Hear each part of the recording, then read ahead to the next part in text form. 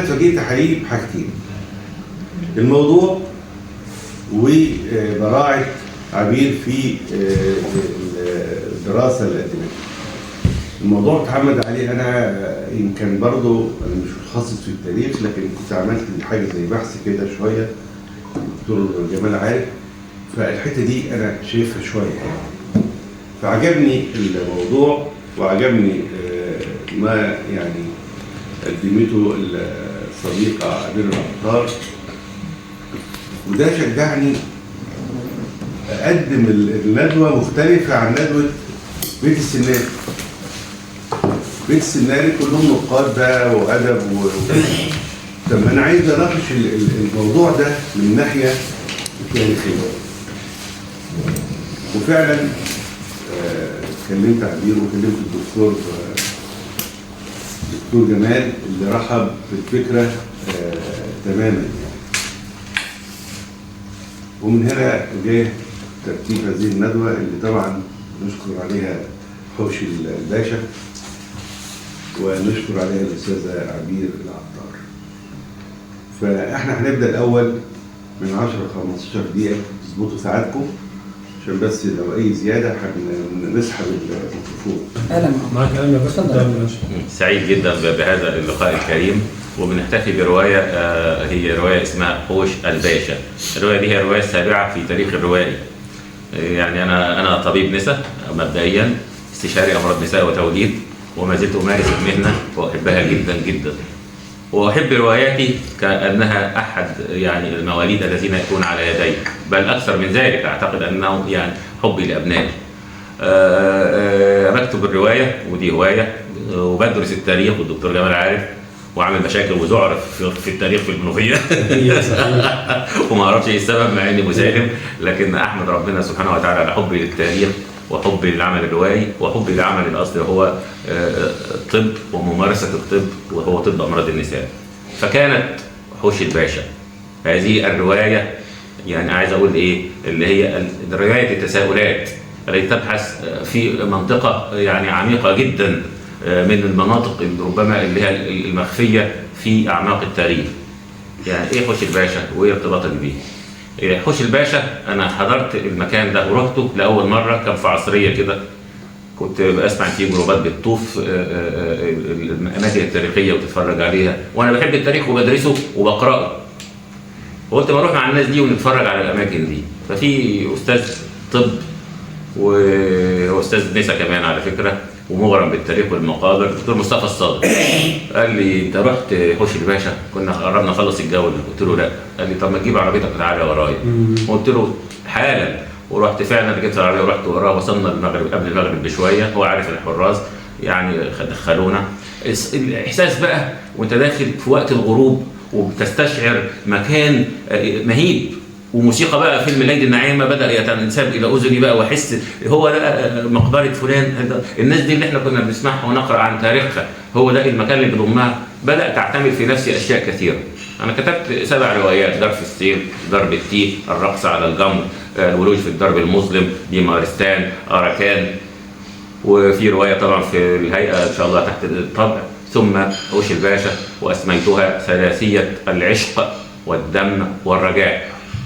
العشق والدم والرجاء. حوش الباشا هو ايه؟ حوش الباشا هو القباب الضريحيه التي تحتوي على جثامين الاسره العلويه، ربما الرعيل الاول اللي هم صفوه الصفوه، اللي هم ابناء محمد علي مباشره.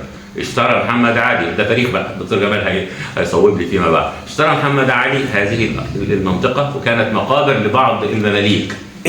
مكانها فين يا دكتور معلش؟ في جنب الامام الشافعي على طول، جنب مسجد الامام الشافعي مباشره. وانتقى هذا المكان بسبب بسيط جدا، ان دايما الاسره العلويه مقابرها بتبقى قريبه من اضرحه ال البيت، والامثله على ذلك كثيره مش هناخد فيها، لكن دايما تلاقي مثلا السيده نفيسه جنبها فلان كذا.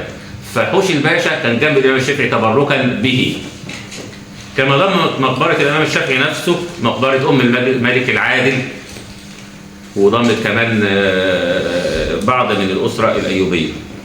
خلينا نكمل في حوش الباشا ونقول أنا دخلت طبعا، والإحساس المغرب والغروب وغروب حياة الناس، وإن الجو ده إزاي يؤثر في النفس. فكانت حوش الباشا اللي هي مبدئيا او تاريخيا المقبره اللي قلنا عليها واشتراها محمد علي عشان يندفن فيها، لكن المفارقه التاريخيه ان محمد علي يندفن في المسجد في القلعه، المسجد بتاع محمد علي، ويدفن فيها في حياه عينه 3 من اقرب ابنائه واللي هم القاده، الابناء المقربين الاوائل. محمد علي خلف كتير، عدد كبير من الابناء، ال3 القاده الكبار العظماء دفنوا فيه في طبعا حادثه دراماتيكيه يعني متواليه.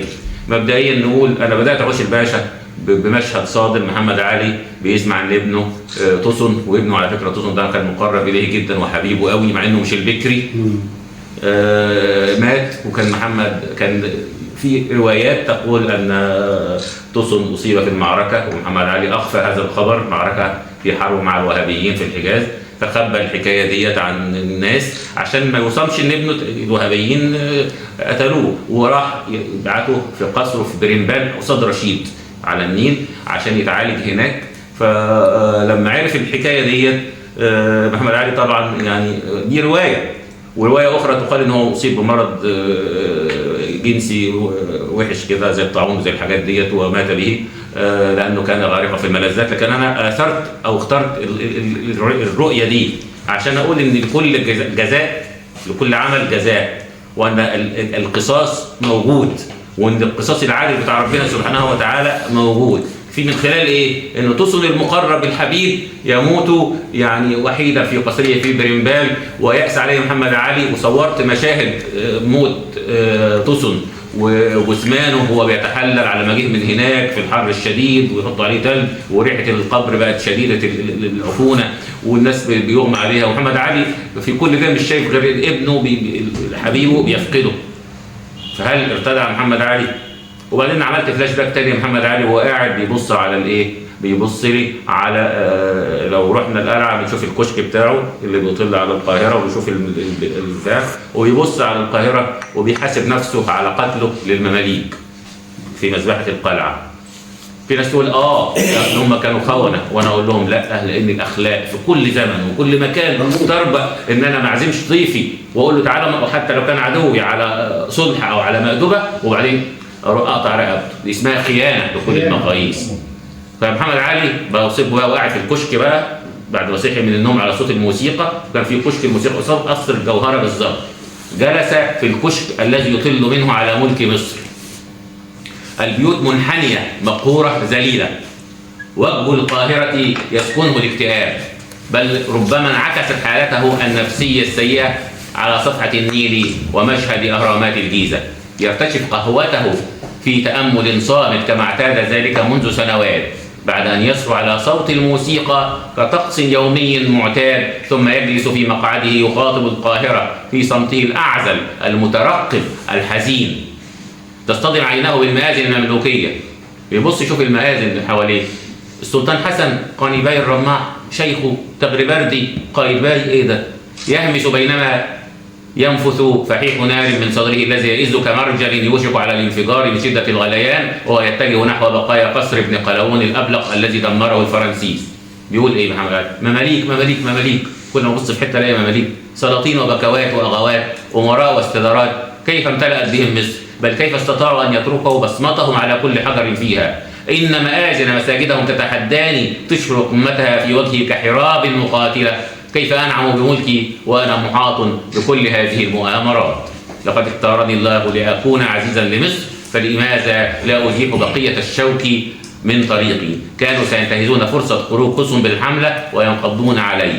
كمين بكمين وغدر بغدر والبادئ أظلم، ولكن أيرحمني التاريخ أن يقولون مخادع غادر قاتل يذبح أضيافه بعد أن يدعوهم لطعامه؟